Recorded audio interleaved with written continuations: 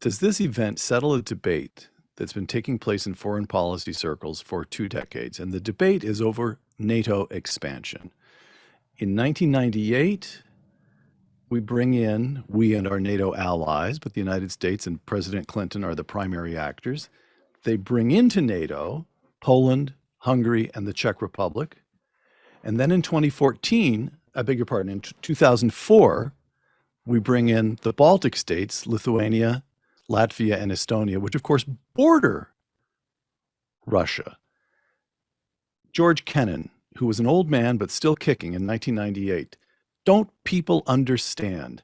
Our differences in the Cold War were with the Soviet communist regime, and now we're turning our backs on the very people, Democrats in Russia, who mounted the greatest bloodless revolution in history to remove that Soviet regime, close quote. Jack Matlock, ambassador to the Soviet Union under President Reagan, and a great Cold Warrior. This is not a softie. NATO expansion was the most profound strategic blunder since the end of the Cold War, close quote.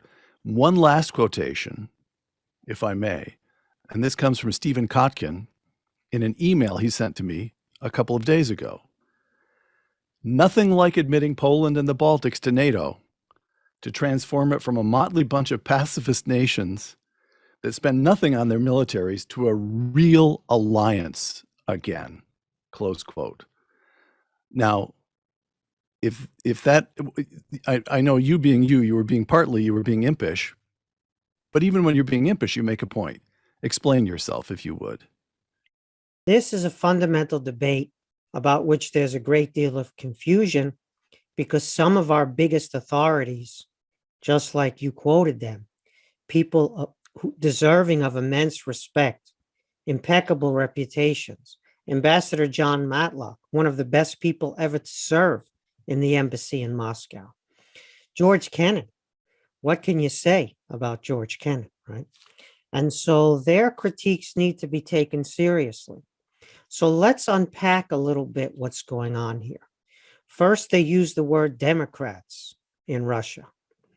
I wouldn't use that word for many of the people who were, quote, self-styled Democrats. Yeltsin was a self-styled Democrat, and he appointed President Putin to power. Yeltsin's constitution in 1993 was the constitution used by Putin to make an autocratic regime. Boris Yeltsin brought to power, before Putin, members of the KGB en masse, including Putin. So there's a misunderstanding of, quote, democracy in Russia in the 90s.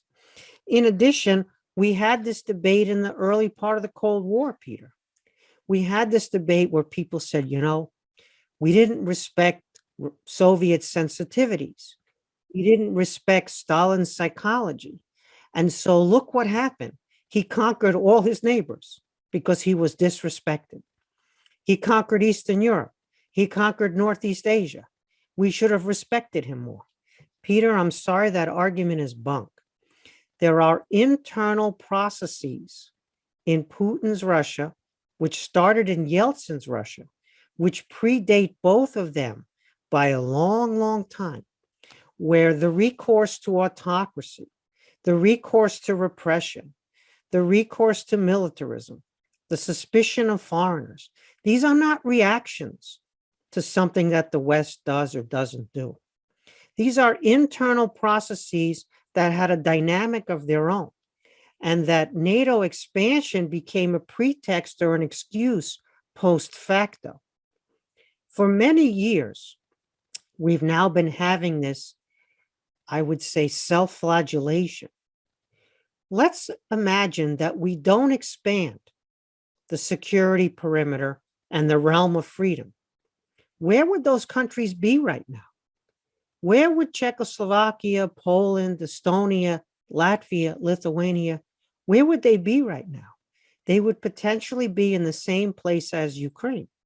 And so the causality is the opposite here. Moreover, another thing that the analysts, once again, we respect them, and this is an important debate.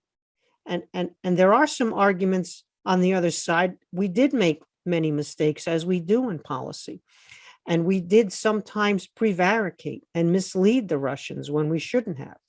And the Clinton administration has a lot to answer for in not always being straight with the Russians, which led to some of their grievances. But the Russians are responsible for their internal development. But the biggest mistake of all is when we conflate Russia with the personalist regime. So Putin feels insecure, and NATO threatens him personally in his mind. The EU threatens Putin. Democracy threatens him and his personalist regime.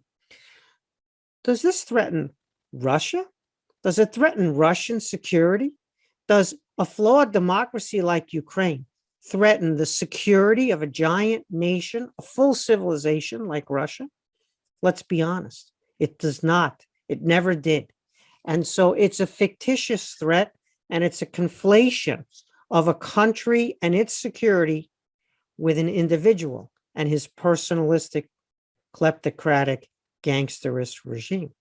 And so I'm sorry, but I must disagree with those eminent analysts and say NATO is not responsible for the Putin regime or for the war in Ukraine.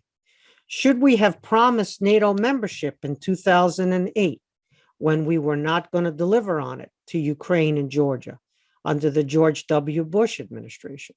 I think there's a worthy debate to be had there, that promise, which was an empty promise, Right. and when we made it, it was an empty promise, and we knew it was an empty promise. Was that a good idea? And the answer is probably not. But once again, the ability of countries to choose their foreign policy and their alliances voluntarily is written into the UN Charter. It's written into the 1975 Helsinki Act. It's written into the 1990 Charter of Paris for a New Europe. And it's written into the 1997 NATO-Russia Founding Act. And Russia's signature is on every one of those documents. Moscow signed the UN Charter. It signed the Helsinki Final Act in 75. It signed the Charter of Paris in 1990. It signed the NATO-Russia Founding Act, which puts no limits on NATO expansion, and Boris Yeltsin's signature is on that.